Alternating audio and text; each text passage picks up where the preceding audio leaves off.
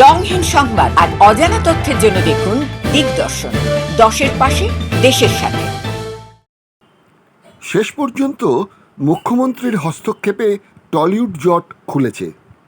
মুখ্যমন্ত্রী স্পষ্ট করে বলেছেন, ফেডারেশনের অধিকার নেই কাউকে বয়কট করার। অভিযোগ সরাসরি তৃণমূল নেতা ও ফেডারেশনের শীর্ষ নেতা স্বরূপ বিশ্বাসের বিরুদ্ধে। এর আগেও নাকি মুখ্যমন্ত্রী অরূপ বিশ্বাসকে সতর্ক করে বলেছিলেন ভাই স্বরূপ বিশ্বাসকে সংযত থাকার জন্য। এবারে সিদ্ধান্ত হয়েছে অরূপ বিশ্বাস, ইন্দ্রনীল সেন সমস্যা সমাধানে একটা খসড়া দেবেন 3 মাসের মধ্যে একটা রিভিউ কমিটিকে। তারপর বিবেচনা করা হবে ফেডারেশনের অধিকার কি কি। নবান্নে মুখ্যমন্ত্রীর দ্বারস্থ হয়েছিলেন প্রসেনজিৎ, দেব এবং গৌতম ঘোষ, অবশ্যই অরূপ ঘোষ। ইতিউতি কান পাতলে শোনা যাচ্ছে, যেসব পরিচালক দৃঢ় কণ্ঠে ফেডারেশনের ফতোয়ার বিরুদ্ধে সবচেয়ে বেশি সোচ্চার হয়েছিলেন, সেই রাজ চক্রবর্তী, যিনি আবার শাসক দলেরই বিধায়ক, এবং বাম মনোভাবাপন্ন কমলেশ্বর মুখার্জি বা মধ্যপন্থী পরমব্রত চট্টোপাধ্যায় ডাক পাননি। এমনকি যে ডিরেক্টরস গিল্ডের পক্ষে সুদেষ্ণা রায়, যিনি পরিচালক রাহুল মুখোপাধ্যায়কে 3 মাস বয়কটের কথা বলে বিষয়টি জটিল করে তুলেছিলেন, তিনিও ডাক পাননি নবান্নে। শোনা যাচ্ছে নবান্নের বৈঠকের দিনক্ষণও নাকি এরা জানতে পারেননি। অনেকের নাকি এই নিয়ে নতুন করে এক ক্ষোভও তৈরি হয়েছে। প্রশ্ন আপাতত, পরিচালকরা কাজে ফিরেছেন বটে, কিন্তু সমস্যা কি স্থায়ীভাবে মিটছে? অপেক্ষায় থাকতে হবে 3 মাস। তবে রাহুল মুখোপাধ্যায়ের কাজে কোনো বাধা দেওয়া যাবে না, মুখ্যমন্ত্রীর এই ঘোষণায় কিছুটা থমকে স্বরূপ বিশ্বাসের নেতৃত্বাধীন কলাকুশলীদের সংগঠন। স্বরূপ বিশ্বাস জানিয়েছেন, রাহুল মুখোপাধ্যায় সম্পর্কে পূর্ণাঙ্গ সিদ্ধান্ত নিতে ফেডারেশন 5ই আগস্ট নিজেদের মধ্যে একটি সভায় আলোচনা করে সিদ্ধান্ত নেবেন। তাহলে কি এখনও জট খোলেনি? অপেক্ষা কি 5ই আগস্ট পর্যন্ত? মুখ্যমন্ত্রীর সিদ্ধান্তের পরেও আবার কিসের আলোচনা? এসব প্রশ্নের উত্তর খোঁজার পাশাপাশি টলিউডের পরিবেশ সম্পর্কে আমরা ফোনে যোগাযোগ করেছিলাম পরিচালক প্রযোজক মিলন ভৌমিকের সঙ্গে। তার এই সম্পর্কে অভিজ্ঞতা কি জেনে নিয়ে চলুন ফোনালাপে। নমস্কার মিলন বাবু। হ্যাঁ, নমস্কার। আচ্ছা, বলছি যে এই যে ঘটনাটা ঘটে গেল টালিগঞ্জে, দুদিনের বিরতি, তারপর চরম একটা জায়গায় পৌঁছলো, শেষ পর্যন্ত মুখ্যমন্ত্রীর হস্তক্ষেপ। হ্যাঁ, কি মনে হচ্ছে, সমস্যা কি স্থায়ীভাবে মিটে গেল? সমস্যা মেটেনি, কিন্তু হ্যাঁ, সমস্যাটা কিন্তু মেটেনি। হুম, সমস্যা কিন্তু আরো বেড়ে গেল। আচ্ছা, কারণটা হচ্ছে আমাদের মুখ্যমন্ত্রী যিনি আছেন, উনি চেষ্টা করেন যে যাতে কোনো কাজকর্ম কোনো বন্ধ না হয়। হ্যাঁ, কিন্তু এই সলিউশন যেটা করলেন উনি, এই সলিউশনের মধ্যে যেটা মুখ্য ভূমিকা নেওয়ার দরকার ছিল, তার হচ্ছে ইস্টার্ন ইন্ডিয়া মোশন পিকচার অ্যাসোসিয়েশনের। আচ্ছা, সেই অ্যাসোসিয়েশনটা কোথায় গেল? হুম, হুম, আমাদেরকে ভাবতে হবে, যারা এই আন্দোলনটা করেছিল, হুম, যে বন্ধ, হুম, হুম, বন্ধটা অ্যাকচুয়ালি একটা পক্ষ করেছিল। কারা সেই পক্ষটা? যারা অভিনেতা, হুম, যারা প্রযোজক হয়েছেন, অভিনেতা প্রযোজক হয়েছেন, হ্যাঁ, তারা কিন্তু নিজেরা বন্ধ করেছে এটাকে। হুম, মানে আমরা কাজ করব না হুম, যতক্ষণ অব্দি সমস্যার সমাধান না মিটবে। হুম, কিন্তু সমস্যার সমাধান কি মেটেনি? কারণটা কি হচ্ছে, এখনো পর্যন্ত কিন্তু যে রাহুল মুখার্জিকে কিন্তু ক্লিয়ারেন্স দেওয়া হয়নি। হুম, তাহলে ফোন নাথিং এর 2 দিন কেন বন্ধ করা হলো? নাম্বার 1। হুম, নাম্বার 2, এই যে প্রযোজক পরিচালকরা এই বন্ধটা ডিক্লেয়ার করেছিল যে আমরা কালকে থেকে আমরা কাজ করব না, তারা কিন্তু ডিসিশন না নিয়ে এই জিনিসটা বলেছিল, নিজেদের পাওয়ারে বলেছিল। হুম, তারা কিন্তু আলোচনা করেনি। হুম, হুম, কারণ আমাদেরকে ভাবতে হবে, টালিগঞ্জ ইন্ডাস্ট্রিতে কিন্তু 3টে ডিরেক্টর গিল্ড আছে। আচ্ছা, 3টে ডিরেক্টর গিল্ডের ভিতরে সদস্য সংখ্যা কিছু না হলে 1000 খানেক হবে, সব মিলিয়ে। হ্যাঁ, হ্যাঁ, সব মিলিয়ে 1000 খানেক হবে। হুম, তো একটা তো যৌথ মিটিং এর প্রয়োজন ছিল, ইন পার্সনে একটা মিটিং এর প্রয়োজন ছিল, তারপরে না একটা ডিসিশন নেওয়া যেত। আমি তো ছেড়ে দিলাম ফেডারেশনকে, কারণ যে সমস্ত পরিচালকরা এই বন্ধটা দেখেছিল তারা কিন্তু এমপার সদস্য। সুতরাং কোনো ফিল্ম ইন্ডাস্ট্রি নিয়ে কোন রকম যদি কোনো ঘটনা বা সমস্যার সৃষ্টি হয় তাহলে তার জন্য কিন্তু এমপা আছে। আচ্ছা, ইম্পার দায়িত্বে এখন যারা আছেন তারা তো একটা প্রেস বিবৃতি দিয়েছেন যে আমরা আমি বলছি আপনি নিশ্চয়ই লক্ষ্য করেছেন ফেডারেশনের তরফে যিনি প্রেসিডেন্ট মিস্টার সৌরভ বিশ্বাস, উনি কিন্তু বারবার বলছিলেন যে এমপার সঙ্গে আমাদের একটা চুক্তি আছে, এমপার সঙ্গে আমাদের একটা চুক্তি আছে। উনি কিন্তু বারবার এই কথাটা উল্লেখ করেছিলেন। সেই চুক্তিটা কিন্তু সামনে এলো না, বা সেই চুক্তিটাকে সামনে নিয়ে এলো না এমপার বর্তমান যারা এক্সিকিউটিভ কমিটি আছে তারা। তার রহস্যটা কি এটা ভাবতে হবে। এমপা একটা সাধারণ একটা সিম্পলি একটা বিবৃতি দিয়ে দিয়েছে যে একটা অচল অবস্থা চলছে আমাদের ইন্ডাস্ট্রিতে, আশা করছি শীঘ্রই এর সমস্যার সমাধান হয়ে যাবে। এটা কি শুধু এমপার ডিউটি নয় সমস্যার সমাধানটাকে করা? একটা বিবৃতি কি শেষ? আর্টিস্ট ফোনামরা যারা বাড়িতে বসে মিটিং করে ডিসিশন নিচ্ছে তারা তো ইন্ডাস্ট্রির মালিক নয় রে বাবা। ইন্ডাস্ট্রির মালিকরা হচ্ছে প্রডিউসাররা, প্রযোজকরা, মানে যাদেরকে আমরা বলে দিই ফাদার অফ দ্য ইন্ডাস্ট্রি। তারা কোথায় গেল? আর্টিস্টরা তো দেখুন আসবেন, টাকা নেবেন, কাজ করবেন, চলে যাবেন।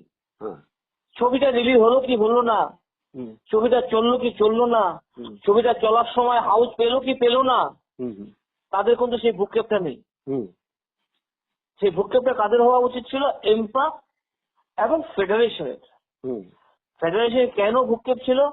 মানে প্রডিউসার যদি একটা ছবি বানায় তাহলেই কিন্তু টেকনিশিয়ানরা কাজ করবে, আর্টিস্টরা কাজ করবে।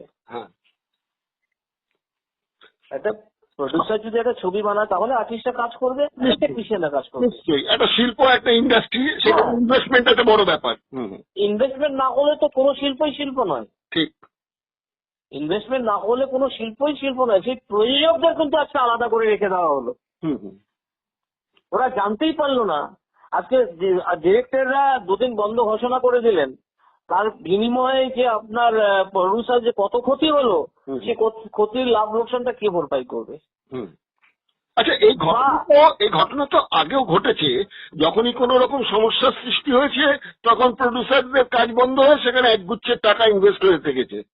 হ্যাঁ, আর একটা দেখুন, এই রাহুল মুখার্জি কিন্তু একটা মানে মহড়া কিন্তু রাহুল মুখার্জি কিন্তু একটা মহড়া। কারণ এর আগে যখন আপনার ওই মুন্সি পারমিতা মুন্সির ছবি বন্ধ করে দেওয়া হয়েছিল, ডিরেক্টর পারমিতা মুন্সি এই ডিরেক্টর গিল্ডেরই মেম্বার ছিল কিন্তু। এই ডিরেক্টর গিল্ডেরই মেম্বার ছিল পারমিতা মুন্সি। তাকে কিন্তু সাসপেনশন করে দেওয়া হয়েছিল সেম কজ। সে কিন্তু পেরমিশন না নিয়ে কাজ করেছিল, সেই জন্য সেম করে তাকে কিন্তু সাসপেন্ড করে দেওয়া হয়েছিল। এবং তার সঙ্গে সাসপেন্ড করা হয়েছিল আরো 13 জন টেকনিশিয়ানকে যারা পারমিতা মুন্সির সঙ্গে কাজ করেছিল। তার আগেও স্নেহাশিসের শুটিং বন্ধ করে দেওয়া হয়েছিল, স্নেহাশিস গাঙ্গুলি। তো এগুলো ঘটনা ঘটেছিল। আবার বিদেশে একটা শুটিং করতে গিয়ে সেখানে গিয়ে তো একটা বিপদ হয়েছিল।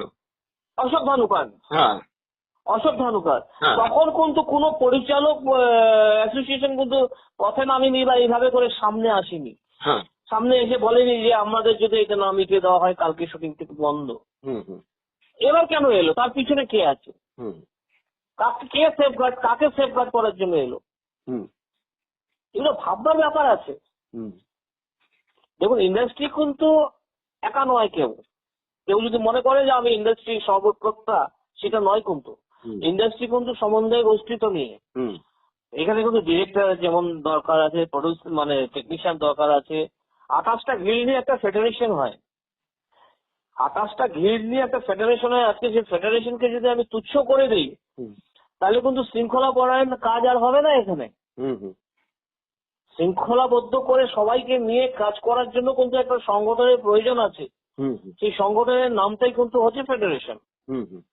এবং ফেডারেশনটা তৈরি হয় কিন্তু 28টা গিল্ডকে নিয়ে, তার মধ্যে ডিরেক্টরও কিন্তু একটা গিল্ড। নিশ্চয়ই। ডিরেক্টরও একটা গিল্ড।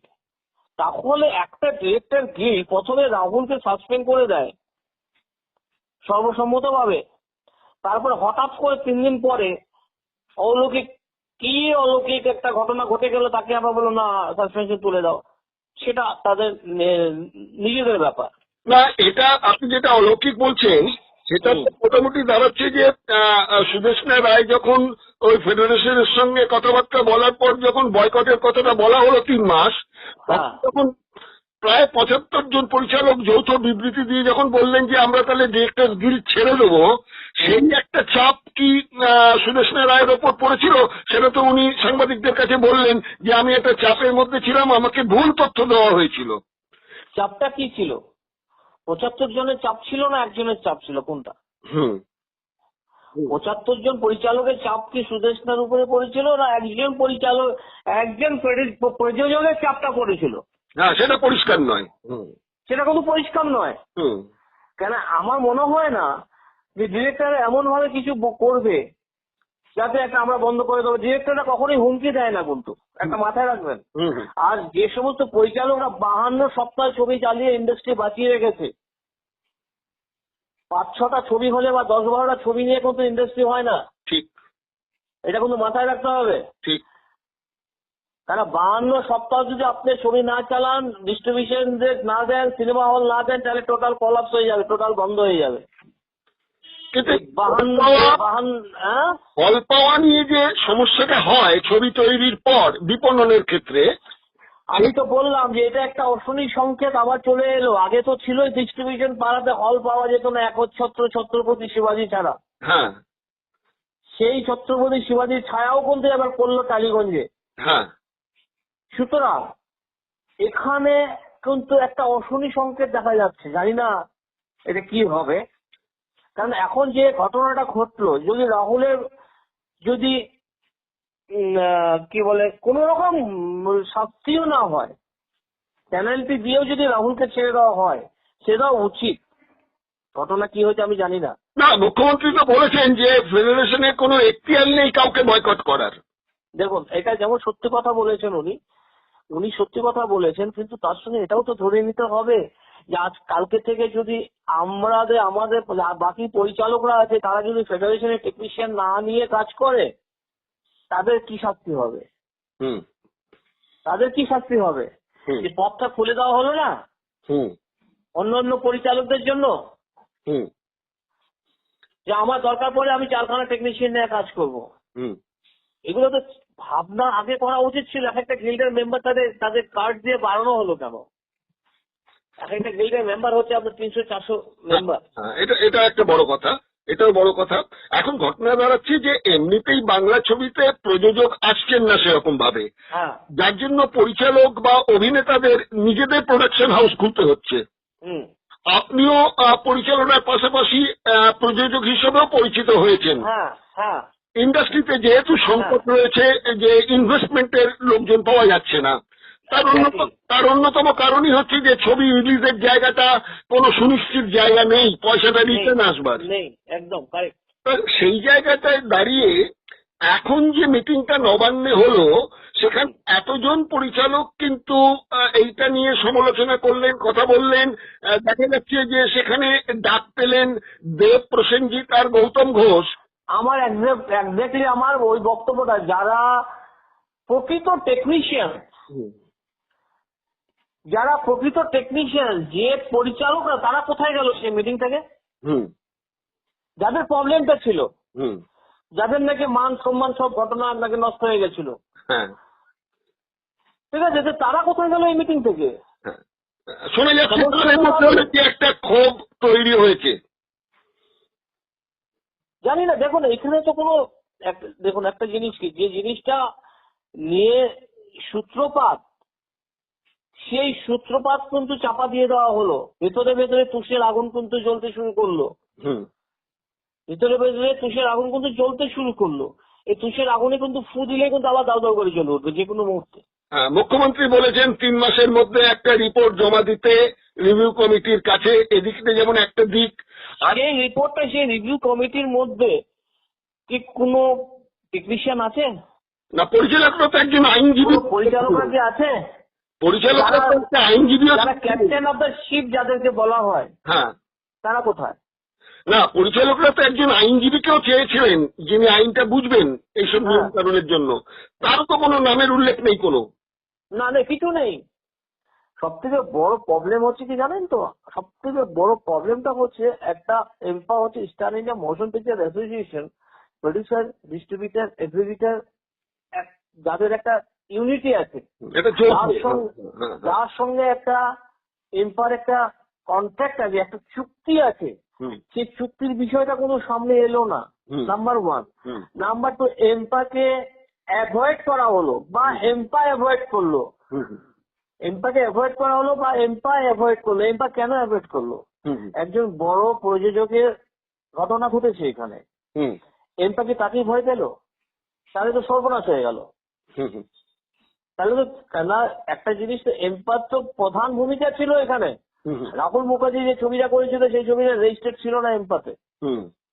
এমপাতে যদি রেজিস্টার্ড না থাকে তাহলে চুক্তি অনুসারে রাহুল কি করে ওই ডিরেক্টর গিল্ডের সদস্য হলো? কেন এমপা তাহলে শোকজ করলো না? এটা তো এমপার অধিকারের মধ্যে পড়ে। এই মিটিংটা স্টুডিও চত্বরে না হয়ে এমপাতে কেন হলো না? প্রডিউসারদের সেকশনে বসে কেন হলো না? প্রডিউসাররা, ডিরেক্টররা, ফেডারেশনরা আমার মনে হয় মিলে, এখানে আর্টিস্টের কিন্তু কোনো ভূমিকা নেই। আর্টিস্টের কোনো ভূমিকা নেই। আজকে আর্টিস্টরা বড় বড় কথা বলছে যে আমরা টেকনিশিয়ানদের সঙ্গে এক থালে বসে ভাত খাই, মিথ্যা কথা, টোটাল মিথ্যা কথা। আজকে কোন ছোট পরিচালকরা দেবকে নিয়ে শুটিং করতে পারবে না জিতকে নিয়ে শুটিং করতে পারবে? এটা যেমন সত্যি কথা, এটা যেমন সত্যি কথা, পাশাপাশি এটাও তো আছে, একজন ছোট প্রডিউসার তার ছোট বাজেটের একটা ছবি করছেন, কারণ আজকাল টেকনিক্যালি অনেক উন্নত হয়ে গেছে। সেই জায়গায় দাঁড়িয়ে আমাকে সেই ছোট কাজটার জন্য, ছোট বাজেটের জন্য ওই বিরাট একটা রাশভারী টেকনিশিয়ানের ইউনিটকে নিতেই হবে। দেখুন একটা জিনিস কি, কিছু প্রচার থাকে তো কিছু পাবলিসিটি থাকে। কিছু পাবলিসিটি, যেমন আমি 70 থেকে 85টা ছবি আমি করেছি ইন্ডাস্ট্রিতে।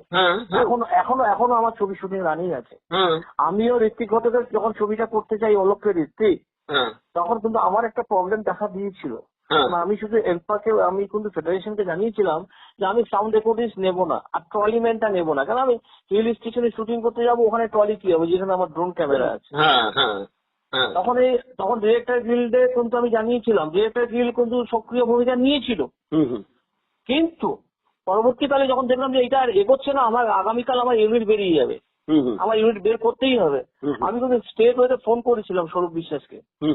আমার সমস্যা মিটতে কিন্তু আধা ঘন্টা লেগেছিল, হাফ অ্যান আওয়ার। আচ্ছা, ঠিক আছে, আমি তো ভুক্তভোগী ছিলাম, কিন্তু আমি দেখলাম যে না, ফেডারেশনের সঙ্গে আপনাকে যুক্তি নিয়ে কথা বলতে হবে। এখানে হয়ে গেছে কি, যুক্তি ছাড়া ইগো হয়ে গেছে ব্যাপারটা। এখানে যুক্তি নয়, এখানে ইগো হয়ে গেছে। ফেডারেশনের সঙ্গে কিন্তু একটা চুক্তি আছে এমপার কিন্তু একটা চুক্তি আছে যে আপনি যদি মনে করেন যে আপনার ছোট অল্প বাজেটের ছবি, আপনি করবেন, তাহলে কিন্তু আপনি অল্প বাজেটের টেকনিশিয়ান নিয়েও কিন্তু আপনি কাজ করতে পারেন। সেটা এমপাকে জানাতে হবে যে আমার বাজেটে তো ভাই আমি এত টেকনিশিয়ান নিয়ে কাজ করবো না, থ্রু এমপা কিন্তু আপনাকে ফেডারেশন আসতে হবে। এটা তো খুব ভালো কথা, ছিল, নিয়ম তো ছিলই, কিন্তু নিয়মটাকে ভেঙে দেওয়া হলো কেন? এই ভেঙে দেওয়ার মূলে কে ছিল? সেই জন্যই তো অবজেকশন করেছিল ফেডারেশন। আমি দেখুন, ফেডারেশনে কতগুলো অযৌক্তিক ডিমান্ডও আছে, সেগুলোকে আমি কখনোই সাপোর্ট করি না। আবার এটাও সাপোর্ট করি না যে ইন্ডাস্ট্রিতে ফেডারেশনের হাতে ক্ষমতা থাকবে না, একটা শিল্পীর হাতে, অভিনেতা অভিনেত্রীদের হাতে ক্ষমতা থাকবে, সেটাও কিন্তু আমি মেনে নিতে পারবো না। কারণ এক একটা অভিনেতা অভিনেত্রীদের কাছে টেকনিশিয়ানদের গিল্ডের রেট ছাড়া কিন্তু তাদের যে পার্সোনাল অ্যাটেন্ডেন্স থাকে সেটা দিতেই প্রডিউসারদের মাথার ঘাম পায়ে পড়ে যায়। আপনার ধারণা নেই, একটা হেয়ার ড্রেসার 3 থেকে 4,000 টাকা 5,000 টাকা ক্লেম করে। তারপরে আপনার একটা আর্টিস্টের সঙ্গে 50টা বাউন্সার যেতে হবে। কেন ভাই? প্রডিউসার কেন দেবে বাউন্সারের টাকা? এগুলো ভাবনার ব্যাপার আছে। আজকে আমাদের ইন্ডাস্ট্রিতে ছবি চলছে না, স্যাটেলাইট রাইট বিক্রি হচ্ছে না। আরেকটা আপনি লক্ষ্য করুন তো দেখি, এই টিভির সামনে এবার কারা এসছে? সেই 5 জন, সেই 5 থেকে 7 জনের মধ্যেই কিন্তু ইন্ডাস্ট্রিতে ঘোরাফেরা করছে। এর বাইরে কিন্তু কেউ কোনো সুযোগ পাচ্ছে না। আজকে যখন সারাদিন এখানে ছিল তারা যাওয়ার পরে কিন্তু আবার গিয়ে একটা ফ্রাইডে বলে একটা ওটিটি রিলিজ হলো, সেই 5 জন বা 7 জনই কিন্তু গিয়ে বসেছিল ফ্রন্ট লাইনে। নতুনরা চান্স পাবে না? নতুনদেরকে চান্স দেওয়া উচিত নয়? ঠিক। আমার কথাটা বুঝতে পারছেন? ইন্ডাস্ট্রি ক্রমশ গ্রাস করে নেওয়া হচ্ছে, মুষ্টিমেয় কয়েকটা মুঠোর মধ্যে নেওয়ার চেষ্টা হচ্ছে, আর কিছু হচ্ছে না। সুতরাং এই যে এটা কি হবে নভেম্বর মাসে আমরা দেখব। নভেম্বর মাসে কি রিভিউ কমিটি রিভিউ করলো ইন্ডাস্ট্রি প্রডিউসারদের জন্য, আশা করি কিছু না কিছু শুরু করবেন। গৌতম ঘোষ আছেন, গৌতম ঘোষকে আশা করছি যে গৌতম ঘোষ যিনি আছেন তিনি নিশ্চয়ই কিছু না কিছু করবেন। বাকিদের উপরে আমার কোনো ভরসা নেই। আচ্ছা, তারা বাকিরা হচ্ছে সব ব্যক্তিগত স্বার্থ। আচ্ছা আচ্ছা, মিলনবাবু আরেকটা কথা বলি যে এই ঘটনার পরে তো দেখা যাচ্ছে দুপক্ষই পরস্পরকে মিষ্টিমুখ করালেন। স্বরূপ বিশ্বাস ফেডারেশনের টেকনিশিয়ান বন্ধুদের মিষ্টিমুখ করালেন, সব ঠিক। আমাদের মধ্যে দেখুন, আমাদের মধ্যে কোনোদিনই কিন্তু মানে কি বলবো এটাকে, রিলেশনে কিন্তু কোন রকম কম নেই, আজও নেই, আগামী দিনেও থাকবে না, আগেও ছিল না। কিন্তু এই টেকনিশিয়ান প্রডিউসারদের মধ্যে গুড রিলেশন, কিন্তু এই রিলেশনটা থাকাকালীন কি কারোর কোনো ব্যক্তিগত স্বার্থ জড়িত আছে? লক্ষ্য করুন মিলনবাবু, ইতিহাস কিন্তু আবার অন্য কথা বলছে। সেটা হচ্ছে অভিনেত্রী সংঘ, শিল্পী সংসদ, এই দুটো বিভাজন হওয়ার পেছনেও কিন্তু কারণ ছিল টেকনিশিয়ানদের আন্দোলনে। অভিনেত্রী সংঘের তরফ থেকে সৌমিত্র চট্টোপাধ্যায়, অনুপ কুমার, ভানু বন্দ্যোপাধ্যায় এরা একটা তহবিলে টেকনিশিয়ানদের টাকা দিতে চেয়েছিলেন। উত্তম কুমার, বিকাশ রায় এরা আপত্তি করেছিলেন, দুটো দল তখন ভাগ হয়ে যায়। এই টেকনিশিয়ানদের নিয়েই কিন্তু এই ঘটনা ঘটেছিল। তো এরকম আরো চিত্তজনক ঘটনা কিন্তু 1968 সালটা বাংলা ইন্ডাস্ট্রির জন্য কিন্তু একটা কলঙ্কিত জায়গা হয়ে দাঁড়িয়ে আছে আজও। ইতিহাস আপনার তো অতদূর যাওয়া দরকার নেই। আপনি ভাবুন না 80 শতকে আমাদের লবকুশের ডাবিং নিয়ে কি হয়েছিল।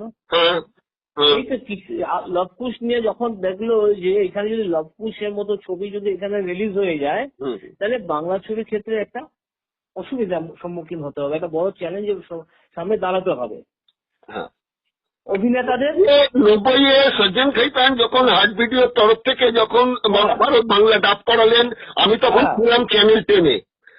চ্যানেল 10-এ রবিবার দিন সেই ডাবিংটা দেখানোর কথা ছিল। তখন কিন্তু এই ফেডারেশনের তরফ থেকেই কিন্তু আটকানোর ব্যবস্থা হয়েছিল, বিক্ষোভ হয়েছিল। আমাদের সৌমিত্র চট্টোপাধ্যায় তাদের মধ্যে ছিলেন, কিন্তু তো আদালতের নির্দেশে তো সেটা বিপরীতেই চলে গেল ফেডারেশন। দেখুন, আদালতের নির্দেশ কিন্তু এখনো আছে যে ফেডারেশন কোন রকমই হস্তক্ষেপ করতে পারবে না। প্রডিউসারের খুশি যে কয়েকজন টেকনিশিয়ান নিয়ে কাজ করবেন, যাকে নিয়ে কাজ করবেন, এখানে কোনো সংস্থা কোনো বাধা দিতে পারবে না। কিন্তু দেখুন, সব কথা তো আদালতের মেনে নিয়ে চললে তো চলবেই না ব্যাপারটা। আমাদের একটা ছোট ইন্ডাস্ট্রি, এখানে একটা শৃঙ্খলা পরায়ণ তো একটা ইউনিটি বা গার্জিয়ান একটা থাকা দরকার আছে। গার্জিয়ানের ভিতরে কে আছে না আছে আমার সেটা আমি বলবো না, কিন্তু ফেডারেশন তো আগে ছিল, বহুদিন পুরনো, বহুদিনকার আগেকার ফেডারেশন, এটাকে তো মান্যতা দেওয়া উচিত। কিন্তু যে ঘটনা ঘটলো, যে ঘটনা ঘটে গেল, সে ঘটনা থেকে প্রপার মান্যতা পেল, তারা ফেডারেশন তো তার দায়িত্ব পালন করেছিল। সেই দায়িত্ব পালনের ভিতরে হয়তো তার কিছু খামতি ছিল, সেই খামতিগুলো নিয়ে কি আলোচনা করা যেত না? আলোচনা টেবিলে বসা যেত না? নিশ্চয়ই যেত। এখন দাঁড়ালো মুখ্যমন্ত্রী বলেছেন কারোর ওপর বয়কট করা চলবে না, কাজ শুরু করে দিতে হবে, সব ঠিক আছে। কিন্তু আবার শোনা যাচ্ছে যে স্বরূপ বিশ্বাস বলেছেন আগামী 5ই আগস্ট ফেডারেশনের একটা মিটিং হবে, সেখানে রাহুল মুখোপাধ্যায় এবং অন্যান্য পরিচালকদের সম্বন্ধে অন্যান্য অভিযোগ যা আছে সেসব নিয়ে আলোচনা হয়ে তাদের সিদ্ধান্ত হবে। তাহলে একদিকে মুখ্যমন্ত্রীর এই নির্দেশ আর এদিকে আবার ফেডারেশনের একটা মিটিং এ তাদের সিদ্ধান্তের প্রশ্ন আসছে। এগুলো কি পরস্পর একটা অসামঞ্জস্য একটা থেকে যাচ্ছে না? দেখুন, আমি তো আপনাকে প্রথমে বললাম যে মাননীয় মুখ্যমন্ত্রী কাজ বন্ধের একদম পক্ষে নয়, উনি কাজ করাতে বলছেন, আমরাও সেটা চাই। কিন্তু বন্ধটা কিন্তু ফেডারেশন করেনি, বন্ধটা কিন্তু ওই 5-7 জন পরিচালক যারা আছে তারাই বললো যে কালকে থেকে আমরা কাজ করবো না। না ওখানে তো টেকনিশিয়ানরা তো হাজির হয়নি শুটিং ফ্লোরে। দেখুন একটা জিনিস কি, আগের দিন রাত্রেবেলা এইটাই তো হচ্ছে কথা যে পুরোপুরি পরিষ্কার হয়নি, মিডিয়ার কাছে পুরোপুরি পরিষ্কার হয়নি ঘটনাটা। রাহুলের ব্যাপারে যখন তার ডিরেক্টর গিরি যখন বললো তখন রাহুল ক্ষমা চেয়ে কিন্তু চিঠি দিয়েছিল ফেডারেশন। ঠিক আছে, ফেডারেশনকে চিঠি দিল যে হ্যাঁ সে তার অন্যায় হয়েছে। রাহুলের সেই প্রযোজক কিন্তু ফেডারেশনকে একটা লেটার দিয়ে জানালো যে রাহুলের জায়গায় আমরা সৌমিক হালদারকে কন্ট্যাক্ট করলাম অ্যাজ এ ডিরেক্টর, রাহুল থাকবে হচ্ছে as a creative director, creative producer. ঠিক আছে, ফেডারেশন বললো হ্যাঁ ঠিক আছে আমাদের কোনো আপত্তি নেই, কাজ করুক। কিন্তু পরের দিন সকালবেলা শুটিং ফ্লোরে গিয়ে যখন আগের দিন রাত্রেবেলা যখন কল টাইম দিল, এই লেটার দেওয়ার পরেও কল টাইম দেওয়ার পরে দেখা যাচ্ছে ওরা ফেডারেশনে যারা দেখলো যে রাহুল ডিরেক্টর, তখন বললো এটা কি হলো। মানে এটা কিন্তু সমস্ত কথা আমার কাছে পেপার নেই বলে আমি সবই শোনা কথা, যেগুলো আপনি যেটা বলছেন বা আদার যারা বলছেন এগুলো শোনা কথা। পরের দিন সকালবেলা গিয়ে যখন ওরা দেখলো যে আগের দিন রাত্রে কল শিটে লেখা ছিল শ্রমিক হালদার, পরের দিন সকালবেলা গিয়ে দেখেছে রাহুল, তখন তারা দেখুন এটা তো একটা ঘটনা ঘটে গেছে। আপনি একটা ভাবুন না কেন, পরের দিন সকালবেলা এত পরিচালক তাদের শুটিং ফুটিং ফেলে দিয়ে সকালবেলা ওই রাহুলের শুটিং এ কি করতে গিয়েছিল, তাই না? তাদের বক্তব্য যে যেটা বললেন একটু আগে যে এখানে রাহুলকে নোংরা করা হচ্ছে, আগামী দিনে এই এফেক্ট গুলো সব পরিচালকের ঘাড়েই চাপবে। না, এটা টোটালি ভুল। কারণটা কি হচ্ছে, রাহুলকে নোংরামি করা হচ্ছে না। রাহুল একটা ইয়ং জেনারেশনের মধ্যে একটা পরিচালক, সে একটা ভুল করে ফেলেছে, সে ভুল করেনি কিন্তু আমি কিন্তু তার ভুলের কথাটা বলবো না। তখনই পরিচালকরা কিন্তু যথাসাধ্য চেষ্টা করে ভালো ছবি তৈরি করে, অনেক অসুবিধার সম্মুখীনে দাঁড়িয়ে কিন্তু তারা চেষ্টা করে বাংলা ছবির যে অবস্থা। রাহুলের এটা কোনো ভুল নয়, ভুলটা হয়েছে যিনি প্রযোজক ছিলেন। এই কথা বলার সাহস হচ্ছে না কেন? কারণটা কি হচ্ছে, প্রযোজক বলেছে রাহুল বাংলাদেশে গিয়ে শুটিং করেছে। রাহুলে কি করবে? রাহুল তো ইনভেস্টার বা প্রডিউসার নয়, রাহুল তো মানে একজন পরিচালক মাত্র, তাই না? এটা তো আমি আবার বলছি যে এটা কিন্তু সামলাতে পারতো টোটালটাই, সেটা হচ্ছে এম্পা। টোটাল দোষটা কিন্তু এম্পা, টোটাল দোষী কিন্তু এম্পা, এখানে ফেডারেশনের কোনো বক্তব্য নেই। তাহলে আপনি বলবেন যে ইম্পার দায়িত্বে যারা আছেন তারা অকর্মণ্য মানে অকর্ম জানে না ওরা হাউ টু আপনার কিভাবে এম্পায়ার চালাতে হয়। যে প্রেজেন্ট কমিটি হয়েছে তারা জানেই না এই পরিস্থিতি যেটা হয়েছিল এটা সম্মুখীন হয়ে কিভাবে এটাকে সলভ করা যেত। এটা তো মুখ্যমন্ত্রীর দায়িত্ব নয় সলভ করা, এটা এম্পায়ার দায়িত্ব। মুখ্যমন্ত্রী কেন সলভ করতে যাবে? উনি বাধ্য হয়েছেন, এম্পায়ার চুপচাপ বসে আছে, এম্পায়ার কোনো কাজকর্ম নেই, সুতরাং উনি নিজে দায়িত্ব নিয়ে জিনিসটাকে সলভ করে দিয়েছেন এই যে বাংলার গার্জিয়ান হিসাবে। তাহলে একদিকে দেখা যাচ্ছে যে ইম্পাতে বসে আছে অপদার্থ কিছু দায়িত্বপ্রাপ্ত মানুষ, এক্স্যাক্টলি। অন্যদিকে আবার এরকম অভিযোগও কিছু কিছু লোক করছেন, কিছু কিছু ডিরেক্টরও করছেন যে ফেডারেশনে যিনি দায়িত্বপ্রাপ্ত হয়েছেন অটো ইউনিয়নের নেতা, সিনেমার সঙ্গে তার কি সম্পর্ক? দেখুন একটা জিনিস কি, যখন একটা তো ইলেকশন হয়, আপনি ইলেকশন ছাড়া তো কিছু বলতে পারবেন না। আজকে প্রেসিডেন্ট সিলেকশন হয় কিন্তু বাই টেকনিশিয়ান। প্রেসিডেন্ট যেগুলা হয় বা আপনার জেনারেল সেক্রেটারি হয় বা ফেডারেশনের যে প্রতি বছর কিন্তু এটা মানে এজিএম হয়, এজিএম এর মাধ্যমে কিন্তু সিলেকশন করা হয়। তাকে তো সরিয়ে দিলেই হতো, তাকে তাহলে ভোট দিয়ে কিসের ভয়? তাকে ভোট দিয়ে জিতিয়ে নিয়ে যে প্রেসিডেন্ট বানানো হচ্ছে, সে এখন অটো ইউনিয়নের সেক্রেটারি হোক বা ট্যাক্সি ইউনিয়নের সেক্রেটারি হোক, তাকে তো কার্ড দেওয়া হয়েছে আজ থেকে তৃণমূল আর সরকার আসার আগে। সেই অ্যাসিস্ট্যান্ট ডিরেক্টর যে কার্ডটা পেয়েছে অ্যাসিস্ট্যান্ট ডিরেক্টর, সে তো তৃণমূল সরকার আসার আগে। তখন কে দিয়েছিল কার্ডটা তাকে? কেন দিয়েছিল তাকে? তাই না? সুতরাং আঙুল তোলার আগে ভাবতে হবে যে 4টা আঙুল নিজের দিকে আছে। আর নির্বাচনের যে কথাটা আপনি বলছেন, আপনিও কিন্তু নিজে অভিযোগ করেছিলেন যে ইম্পার ইলেকশনের নামে প্রহসন হচ্ছে। আমি এখনো বলছি তো সেটা, এখনো তো মহামান্য আদালতে আপডেট চলছে। এখনো তো গত পরশু দিনও তো আপনার এম্পায়ার এক্সিকিউটিভের নামে হাইকোর্টের শেরিফ ঘুরে বেড়াচ্ছে, আজকেও যাচ্ছে বাড়িতে শেরিফের আদালতের নির্দেশ নিয়ে তাকে সমন দিতে।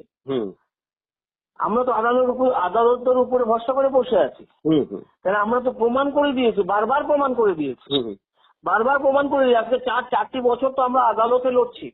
তাই বলে কি আমরা এমপাকে, যখন এমপার রেনুয়াল হয় তখন কি আমরা এমপাতে আমরা রেনুয়াল ফিস জমা দেবো না? বা আজকে যদি আমি ছবি যখন রিলিজ করছি তখন কি এমপাকে আমি জানাবো না বা এমপার পারমিশন নেবো না? নাকি এমপাকে আমি তুচ্ছ করে দেবো? এমপা বা ফেডারেশন তো একটা প্রতীকী, তাই না? 80 বছর এমপার একটা হয়ে গেছে।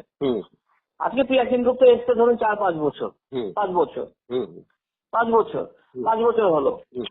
আজকে এমপার ঐতিহ্যকে মুছে দেওয়ার জন্য যারা সক্রিয়ভাবে দুর্নীতিপরায়ণ হয়ে যারা এমপাতে বসে আছে, এটা অন্য চ্যাপ্টার। এটা আরেকদিন আমাকে জিজ্ঞেস করবেন, আমি আপনাকে সম্পূর্ণভাবে গুছিয়ে বলবো এমপার ব্যাপারটা কি, কেন হচ্ছে এরকম।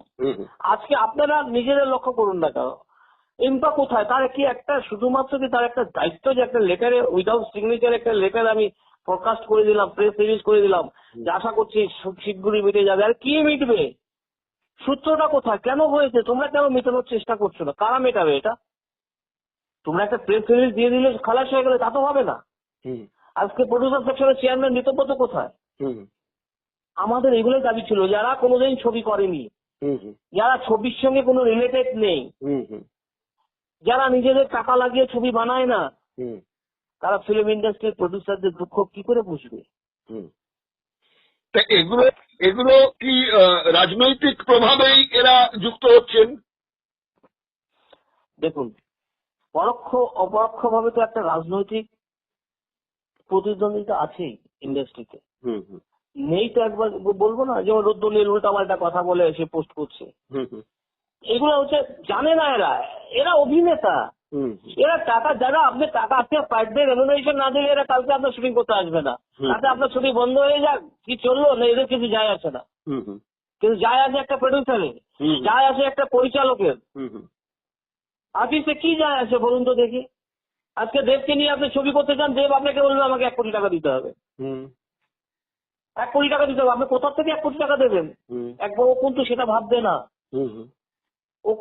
ভাববে না, সেই ধরনের প্রডিউসারদের অভাব হয়ে গেছে বলেই কিন্তু আজকে নিজেরা প্রযোজক হয়ে গেছে। অস্তিত্বের সংকট অ্যাকচুয়ালি হয়েছে অভিনেতা অভিনেত্রীদের। অস্তিত্বের সংকট প্রডিউসারদের তো ছিলই, তারা তো গা সওয়া হয়ে গেছিল, অস্তিত্বের সংকটটা আজকের দিনে এসে দাঁড়িয়েছে আপনার অভিনেতা অভিনেত্রীদের। না, আজকেও দেখুন, এটা তো একই ব্যাপার পরিচালকদের ক্ষেত্রে বলতে হয়। এফটিআই থেকে বা অন্যান্য জায়গা থেকে যারা পরিচালনার কোর্স করে আসছেন, নতুন নতুন ছেলেমেয়েরা, তাদের কোর্সের সিলেবাসে তো এরকম কোনো চ্যাপ্টার নেই যে কি করে আপনারা প্রযোজক সংগ্রহ করবেন। না, নেই, তাহলে একদমই নেই, এই যে একদমই নেই। পরিচালনার স্বপ্ন নিয়ে তারা তো ইন্ডাস্ট্রির গ্ল্যামারে একটা জিনিস আছে, প্রযোজক মানে একটা বিজনেসম্যান, কিন্তু একদমই তাই, প্রযোজক মানে একটা বিজনেসম্যান। আপনি ভাবুন তো দেখি প্রযোজক কোথা থেকে আসবে, আর কেন আসবে বলুন তো? 50 লক্ষ 60 লক্ষ মিনিমাম 1 কোটি টাকা একটা ইনভেস্টমেন্ট করে একটা প্রডিউসার, একটা দেখুন সবার আগে কিন্তু একটা প্রডিউসার মারা যায়, কারণ তাকে ছবি যখন করতে আসবে তখন কিন্তু প্রথমে যে এমপাতে রেজিস্ট্রেশন করতে হবে তাকে 17,000 টাকা দিয়ে। 17,000 টাকা দিয়ে যখন আমাদের স্টুডিও পাড়াতে ঢুকবে তখন ম্যানেজার নানা রকম ভাবে তার বাহানা সমস্ত কিছু করে নেওয়ার পরে, সমস্ত লোকদের আর্টিস্টদের টেকনিশিয়ানদের সমস্ত কিছু পেমেন্ট করার পরে প্রডিউসার আবার যাবে কিন্তু ডিস্ট্রিবিউশন পাড়াতে ছবি করতে, তখন আবার তাকে এমপাকে টাকা দিতে হবে। সেন্সারের আগে তাকে 3,000 টাকা দিয়ে তারপরে সেন্সার হতে হবে। সেন্সার হয়ে যাওয়ার পরে আবার রিলিজের প্রশ্ন আসবে, রিলিজের জন্য এমপাতেই বসে আছে সব ব্রোকাররা। আপনি ভাবুন তো দেখি, এটা ছিল যে হাউসের ব্রোকাররা আজকে এমপার এক্সিকিউটিভ কমিটির মেম্বার। তাহলে প্রবলেমটা সলভটা কারা করবে, কাদের কাছে যাবে? আমার কিছু যদি প্রবলেম হয় তাহলে আমি কার কাছে যাব? ঠিক, যাওয়ার তো আমার সেই জায়গাটা নেই। ঠিক। সুতরাং সে প্রডিউসার আসবে কেন? নাম্বার 1। নাম্বার 2, দেখুন বড় বড় যাদের আপনি বলেন এফটিআই থেকে পাস করে আসছে, তারা এখানে কি করবে? তারা ম্যাক্সিমাম আপনি যেখানে 90% কিন্তু তারা নিয়ে এখানে তারা কিন্তু চলে গেছে বোম্বে, কেউ কিন্তু বাইরে চলে গেছে, বাইরে। তাদের বাংলাতে নেই কিন্তু, কারণ এখানে কোনো ফেসিলিটি নেই। আমি আপনাকে কি বললাম, আপনাকে সাধারণ সেদিন যারা টিভির সামনে বসে চিৎকার করলো কালকে থেকে বন্ধ করে দেবো, আমাদের টেকনিশিয়ানদের এইটা করেছে সেইটা করেছে অমুক করেছে, ঠিক রাত্রেবেলা একটা ওটিটি চ্যানেল কিন্তু আপনার মানে উদ্বোধন হলো। সেই ওটিটি চ্যানেলের প্রথম সারিতে কারা বসেছিল? এরাই বসেছিল। এরাই কিন্তু বানাবে, এদের বানানোটাই কিন্তু আপনার ওই ফ্রাইডে চ্যানেলে চলবে। নতুন ডিরেক্টররা কেন চান্স পাবে সেখানে? নতুনদের যদি আপনি সুযোগ না দেন তাহলে নতুনরা তাদের কাজ দেখাবে কি করে? না, প্রযোজক পাচ্ছেন না, নতুনদের কাছে প্রযোজক ভরসা পাচ্ছেন না, তারা বক্স অফিসের পরিচিতি, মানুষের জনপ্রিয়তাটা দেখে ঢালবে। এটা তো আছে, আমি দেখেছি গত ইলেকশনে ইয়াস আর নুসরত যখন ভোট দিতে গেল, ইয়াস কত ভোটে দাঁড়িয়েছিল, আমি তো অবাক হয়ে গেলাম। জানুয়ারি মাসে মানে সেন্সাস সার্টিফিকেট পেয়ে মার্চে গিয়ে ভোটে দাঁড়িয়ে গেছে, বুঝতে পারছেন? এই অবস্থা আর কি। জানুয়ারি মাসে প্রযোজক হলে সেন্সাস সার্টিফিকেট পেলে মার্চে গিয়ে ভোটে দাঁড়িয়ে গেছে। আমি অবাক হলাম, আমি শুনেছি, আমরা তো বয়কট করেছি ইলেকশন, আমরা ইলেকশন করতে দেয়নি, আমরা যাইনি। আমি শুনেছি প্রডিউসাররা গিয়ে সেলফি নিচ্ছে। তাহলে বুঝুন আর্টিস্টদের একটা ব্যাপার থাকে তো। এবার ঘটনা হচ্ছে কি হচ্ছে, প্রডিউসার কজন আছে বাংলাতে? তাই তো, প্রডিউসার হচ্ছে 8 থেকে 10 জন, তাই তো। আর এমপাতে রেজিস্টার্ড আছে 450 জন। এই 450 জন কারা? এই 450, এটা নিয়ে আমাদের আদালতে যাওয়া। 10-12 জনের বেশি প্রডিউসার নেই কিন্তু বাংলাতে, আর 10-12 জনের মধ্যে কিন্তু 5-6 জন হচ্ছে কি বললাম অস্তিত্বের প্রয়োজনে, অস্তিত্বের প্রয়োজনে 5-6 জন অভিনেতা কিন্তু এখন প্রযোজক হয়ে গেছে, নিজের হাউস করে নিয়েছে, ঠিক আছে। বাকি থাকবে 6-7 জন ছবি করছে। এই তো 12 থেকে 15 জন প্রডিউসাররা এখন ইন্ডাস্ট্রি চালাচ্ছে। আর ডিরেক্টর গিল্ডের কথা বলছেন, 5,000 টাকা আপনি দিন, আপনাকে কালকে ডিরেক্টর কার্ড একটা বানিয়ে দেওয়া হবে। এমপাতে বসে একটা ডিরেক্টর গিল্ডের তারা মন্ডল না 5,000 টাকা দিলে ডিরেক্টর গিল্ড কার্ড বানিয়ে দিচ্ছে। কোথায় আছে দাদা? কোথায় চলে গেছে ইন্ডাস্ট্রি আজকে? তাহলে মোটামুটি এটা শেষ করি, সেটা হচ্ছে গিয়ে মুখ্যমন্ত্রী যে 3 মাস সময় দিয়েছেন, এর মধ্যে দুর্গাপুজো রয়েছে, দুর্গাপুজো যেতে না যেতেই ডিসেম্বরেতে ফিল্ম ফেস্টিভ্যাল চলে আসবে। তো এত কিছুর মধ্যে এই 3 মাস আমাদের অপেক্ষা করতে হবে যে এর কোন একটা সুষ্ঠু মীমাংসা হচ্ছে কিনা। আমাদের তো অপেক্ষা করা ছাড়া কোনো উপায় নেই। মুখ্যমন্ত্রী যখন ভরসা দিয়েছেন, আর যেখানে গৌতম ঘোষের নামে মতো একজন পরিচালক আছেন, সেখানে ভালো কিছু নিশ্চয়ই আমরা আশা করবো। এখন অপেক্ষা। কিন্তু আপনি যেটা বললেন যে এই সমস্যাটা মেটার নয়, কি করে মিটবে? যারা ভুক্তভোগী, আজকে দেব কিন্তু ভুক্তভোগী নয়, প্রসেনজিৎ কিন্তু ভুক্তভোগী নয়, তারা তো নেই এই কমিটিতে। তাদের যে পরিচালকদের কষ্টের কথাটা কে বুঝাবে? যে কষ্ট পাবে সেই কিন্তু তার কষ্টের কথাটা বলবে, তাই না? তবুও আমরা আশা রাখি আগামী দিনের জন্য ভালো হোক, এই ভরসাতেই আছি, দেখা যাক। অশেষ ধন্যবাদ মিলনবাবু, আপনার কাছ থেকে আপনার যে অভিজ্ঞতা তার নিরিখে আপনি যা বললেন, এটা আশা করি ইন্ডাস্ট্রির সঙ্গে যারা প্রত্যক্ষ বা পরোক্ষভাবে জড়িয়ে আছেন প্রত্যেকেই এই ব্যাপারটা নিয়ে একটু অনুধাবন করবেন, এবং মুখ্যমন্ত্রীও এটা ভেবে দেখবেন যে এটার সমস্যার সমাধান কিভাবে হতে পারে। Thank you. ওকে, এই পর্বের অনুষ্ঠান যদি আপনাদের ভালো লেগে থাকে একটা লাইক দেবেন, সাবস্ক্রাইব করবেন, দেখতে থাকুন দিগদর্শন.com, 10-এর সাথে দেশের পাশে।